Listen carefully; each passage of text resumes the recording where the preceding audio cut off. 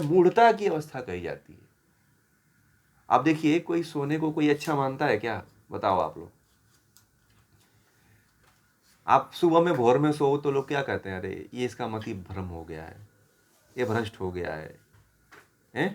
कहते हैं कि नहीं कहते हैं कि सुबह तक सो रहा है, ये तो तामसिक व्यक्ति है। जो तंद्रा क्या है? तंद्रा किसका गुण है? तंद्रा कौन सा गुण है तीनों गुणों में? तमो गुण है भाई। तो सोना क्या हुआ? क्लियर समझिए, एकदम पूरा क्लियर करिए इसको। सोना क्या हुआ? हाँ, बहुत बढ़िया। तो समाधि के लिए जब सत्व गुण चाहिए तो सोना क्या है? तमोगुण है। तो आप कुछ लोग ऐसा कहते हैं, मुझे जानते हैं, मुझे एक बार इसके ऊपर चर्चा करने का अवसर मिला था। तो एक एक लोग थे तो बोले कि आप नीत नींद को क्या समझते हो? मैंने कहा कि नींद को तो मैं तमोगुणी कहता हूँ, वो तो तमोगुणी व्यक्ति है। बोले कि हद हो गई, पहले ही आप तमोगुणी कर दिए मनु की तरह। मैंने कहा कि मनु की तरह नहीं, मनु की बात क्यों ला रहे हो आप? सोन निद्रा तमोगुण का लक्षण है। तो बोले कि ये सुसुप्ति अवस्था में तब ये क्या है? तो मैंने कहा कि वो भी वही है, वह भी तमोगुण ही है। तो बोले कि आप अपने मन से बोल रहे हो। मैंने कहा कि मैं अपने मन से नहीं, कहो तो मैं प्रमाण दे दूंगा, ठीक है? आप कहो तो मैं प्रमाण इसका दे दूंगा।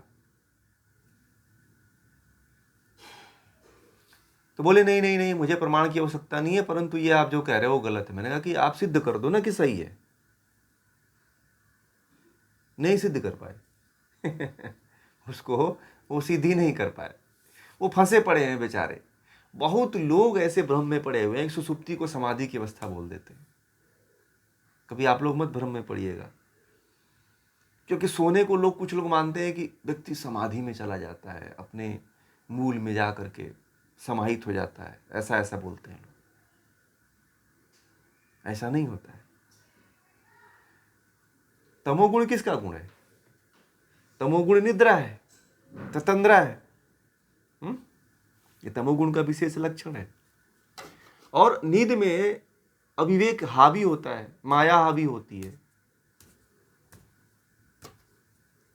केवल जागृत अवस्था में ही जो आप कामना करते हो ना, मैंने कहा था शुरू में ही कि कामनाओं पे ही आप वर्क करो। आप लोग सही बुरी कामनाओं पे ही कार्य करो। आप लोग देखो सफलता मिलेगी आपको। अच्छी बुरी कामनाओं पे काम करने की आवश्यकता है।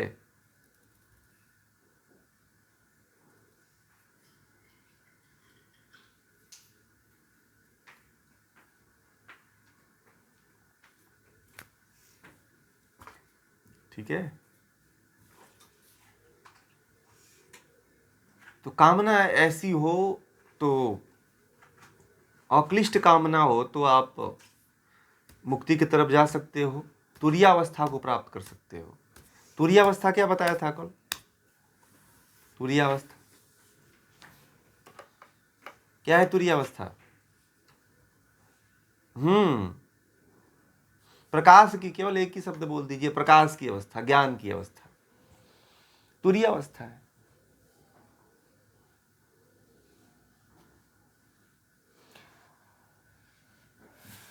तुरीयावस्था घटित हो जाती है जब चित्त जागृत अवस्था में अक्लिष्ट की तरफ बढ़ने लगता है, स्वप्न अवस्था से विलग हो करके। तब उस दिव्य प्रकाश का साक्षात्कार होता है। और व्यक्ति यहीं पे जो है, जो उस दिन का जो सूत्र था कि तुर्य तुर्य भोग संवित, तब जाकर के वह उस आत्मा की अवस्था को जान करके परमात्मा का साक्षात्कार कर लेता है और दिव्य प्रकाश को जान लेता है कि हाँ, यही दिव्य प्रकाश, दिव्य आत्मा ही ईश्वर है। क्लियर हुआ?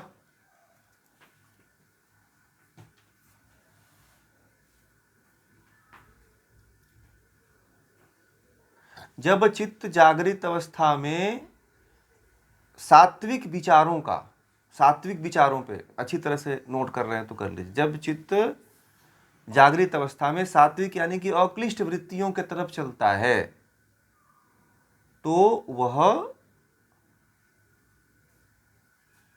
स्वप्नावस्था का अतिक्रमण करके, मतलब उसको दबा करके तुरीय अवस्था के तरफ आत्मा का साक्षात्कार करते हुए उस दिव्य प्रकाश का साक्षात्कार करता है, मतलब दिव्य परमात्मा का, ईश्वर का, प्रकाश का साक्षात्कार करता है। तो ये देखिए, ये सूत्र कहाँ से शुरू हुआ है? 7 से लेकर के आपका 10 तक, ठीक है ना, 7 से लेकर के 10 तक ये सूत्र तब जा करके, अभी एक और है, 11वां भी आ जाएगा इसमें, 11वां भी आ जाएगा, तो इसको तो कल आप करेंगे, ठीक है।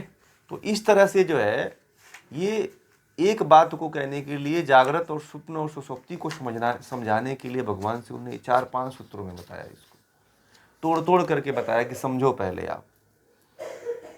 तो जब आप इसको आप लोग समझ जाते हो ना, तो फिर जागृत, सुषुप्नि, सुषुप्ति और स्वप्न और तुरिया, इन 4 अवस्थाओं को आप लोग ध्यान में रखिएगा। तुरीय अवस्था क्या है? प्रकाश की अवस्था है। जागृत अवस्था क्या है? इंद्रियां और इंद्रियों के विषयों के संयोग से जो ज्ञान की प्राप्ति होती है, वह जागृत अवस्था है। स्वप्नावस्था क्या है?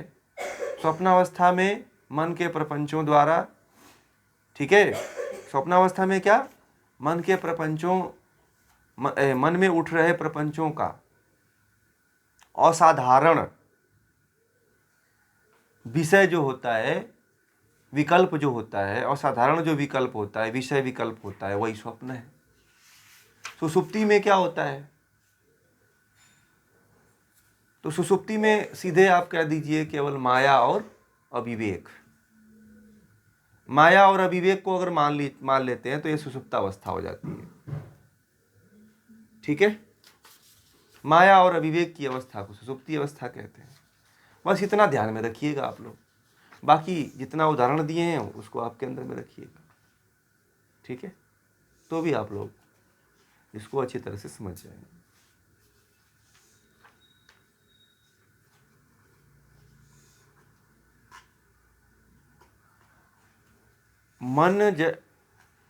हाँ, आत्मा बिहेव करेगा, परंतु आपको पहचानना पड़ेगा यहाँ पे कि अब इसके लिए योग दर्शन में जो बातें बताई गई है ना, कि आप कौन से कर्म कर रहे हो,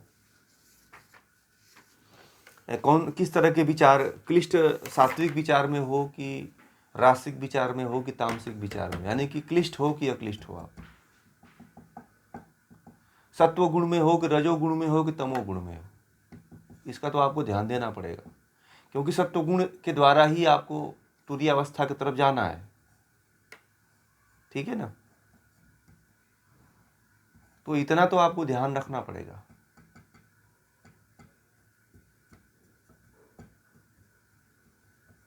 तो जाने में आसानी रहेगी उधर फिर।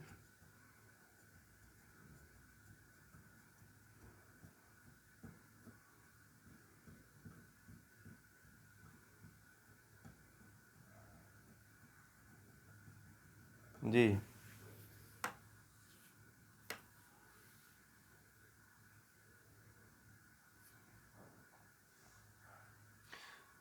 स्वप्न में आपको, स्वप्न में पता चलता है ना, जैसे मान लीजिए कि जागृत अवस्था में कोई विचार किया आपने, छोटा सा विचार किया कि मुझे दिल्ली जाना है, तो आप दिल्ली न पहुंच करके स्वप्न में ऐसा देखते हो कि मैं तो फ्लाइट से लंदन पहुंच गया। तो ये साधारण से क्या हो गया?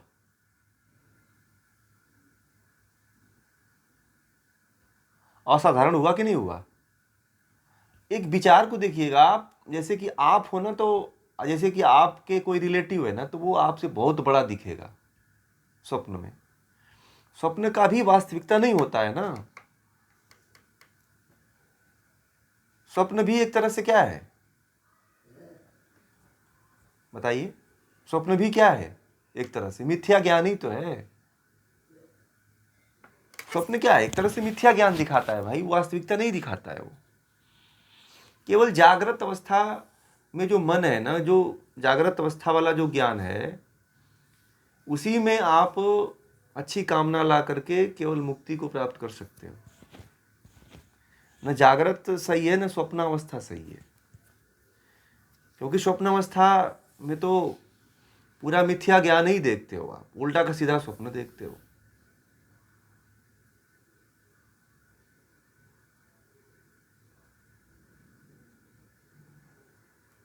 ठीक है, समझ में आ गई बात?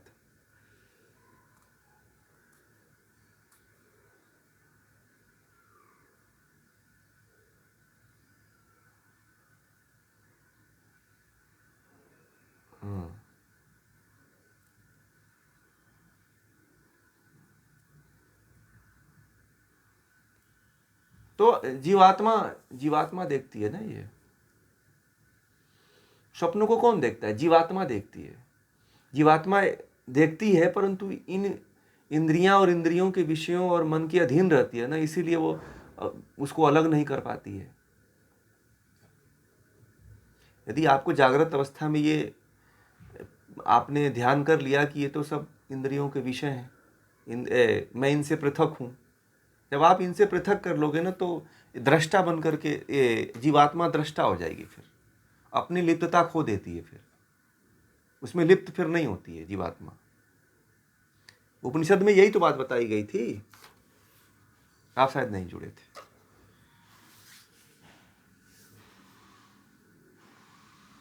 जीवात्मा की इसीलिए महर्षि पतंजलि ने कहा कि पृथक करो जीवात्मा को इन प्रकृति से।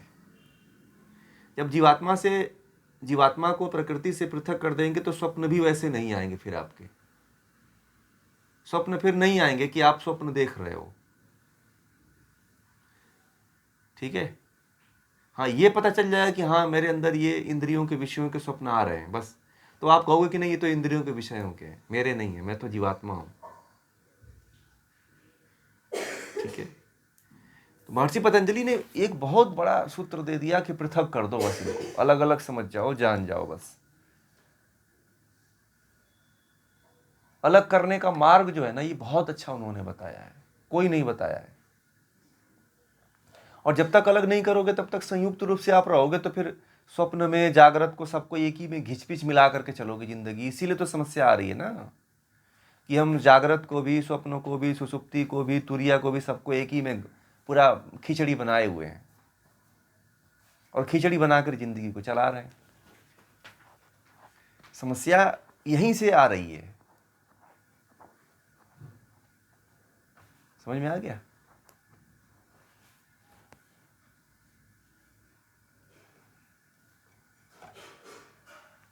नहीं, तुरियावस्था में नहीं जाते हैं भाई, वो तो सुसुप्ति अवस्था में चले जाते हैं, वो तो माया में चले जाते हैं।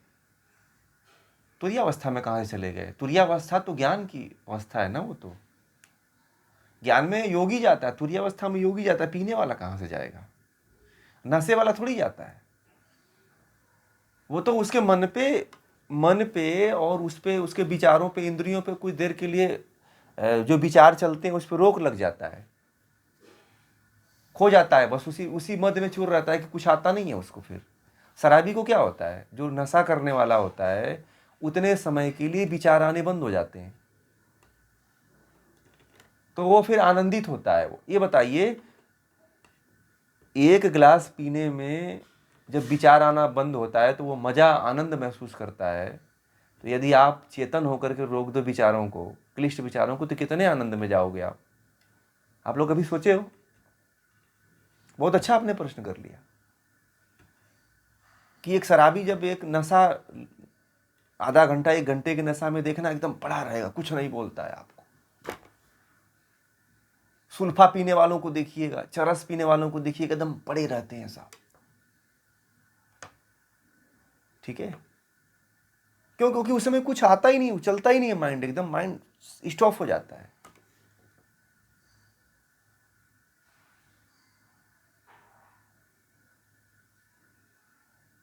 हाँ,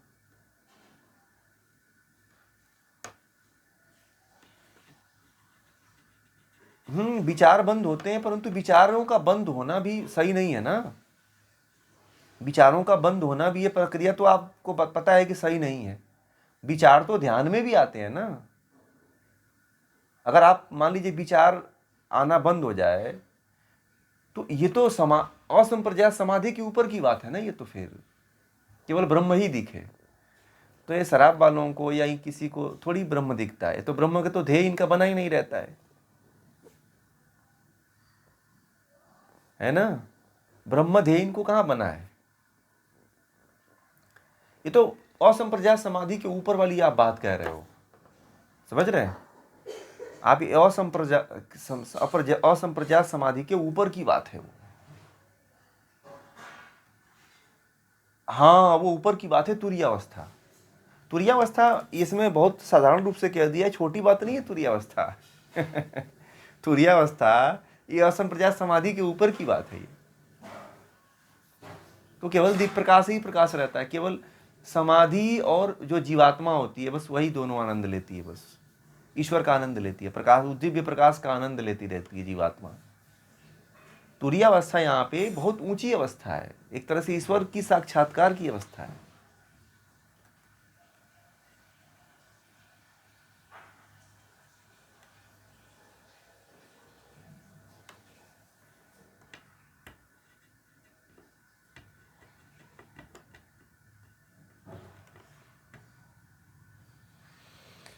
बड़ा रहस्यमय चीजें हैं ये सारी, ये चीजें। बहुत लोग जो है ना जागृत, स्वप्न, सुसुप्ति, इस कुछ लोग तो सुसुप्ति को ही समाधि, अधिकांशतः लोगों को आप पूछना, ठीक है ना, आप देखिएगा, आप लोग इसका ट्राई मारिएगा तो देखना उसमें से अधिकांशतः लोग सुसुप्ति अवस्था को समाधि अवस्था बताएंगे। बहुत लोगों को ये ज्ञान ही नहीं है, ठीक है। बहुत लोग इसके भ्रम में पड़े हुए हैं, अभी भी उनको क्लियर नहीं है।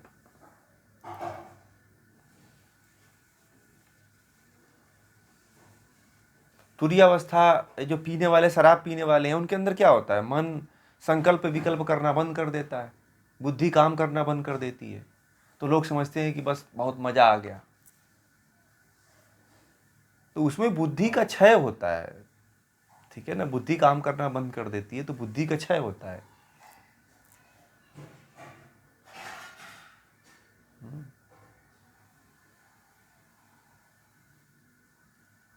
नहीं तो कोमा में चला जाता है तो सुसुप्ति अवस्था है वो सुसुप्ति अवस्था है, तुरीय अवस्था नहीं हो सकती है, सुसुप्ति अवस्था है वो। कोमा में कुछ लोग कह देते हैं ना कि कोमा में चला गया, ये लग रहा है कि ना कि इसको समाधि लग गई। सुसुप्ति अवस्था है वो एक तरह से माया और अविवेक की अवस्था है, ठीक है ना। पागलपन की स्थिति है, वो अविवेक की अवस्था है। बड़े बड़े योगिक जो है ना सुसुप्ति अवस्था में चले जाते हैं। अभी इसका एक दिन हम चर्चा करूंगा कि बड़े बड़े योगी लोग क्यों पागल हो जाते हैं। ये कल विषय में, इसको याद मुझे दिलाइएगा आप लोग, क्योंकि बड़ा महत्वपूर्ण विषय है ये। मैं इस पर चर्चा करूंगा कल, आज तो नहीं, बहुत लंबा विषय है वो, कि बड़े बड़े योगी पागल क्यों हो जाते हैं। आपने देखा होगा, सुना होगा नाम ना आप लोगों ने, कि साधना करते करते योगी पागल क्यों हो जाते हैं। पता है आप लोगों को इसके बारे में? नहीं पता है। मैं इसके बारे में बताऊंगा कल आप लोगों को कि बड़े बड़े योगी जो साधना करते करते पागल की अवस्था में क्यों चले जाते हैं। ये विषय इसी का है, जागृत और सुसुप्ना और सुसुप्ति अवस्था का ही है। मैं कल बताऊंगा आप लोगों को। और शैव परंपरा में जो है गलत प्रक्रिया ला के खड़ा कर दी गई गांजा, गलत प्रक्रिया ला के खड़ी कर दी गई भांग, ठीक है। वो असल में साधना की स्थिति थी जिसमें वह व्यक्ति तुरीय अवस्था में पहुंच जाता था, परंतु लोगों ने भांग से, गांजा से जोड़ करके वो तो भगवान शिव को भी बदनाम किए और इस साधना पद्धति का भी नाश किए लोगों ने। इसके बारे में कल चर्चा करूंगा मैं, बहुत जबरदस्त चीज है वो। ये नशे में धुत रहते हैं ना ये सब, गांजा पी के, भांग पी के, सिगरेट पी के, शराब पी के, सब फालतू लोगों का चलाया हुआ मत है, समझिए, अच्छे लोगों का नहीं है ये चलाया हुआ।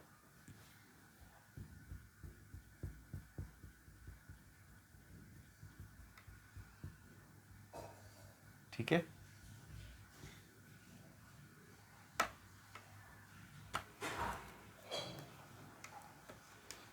और कोई प्रश्न है?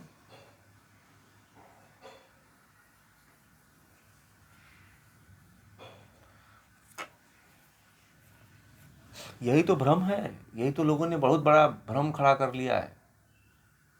कोई गांजा पीता है तो कोई भांग चढ़ाता है तो कोई मूत्र चढ़ाता है, ऐसा मतलब ऐसे ही अंड बंड चीजें सब खड़ा कर ली हैं। भगवान शिव के नाम पे इतना बड़ा, उनके जैसा योगी कोई नहीं हुआ है, उनके जैसा लोगों ने बदनाम भी नहीं किसी को, जितना भगवान शिव को लोगों ने बदनाम किया उतना किसी को नहीं किया है।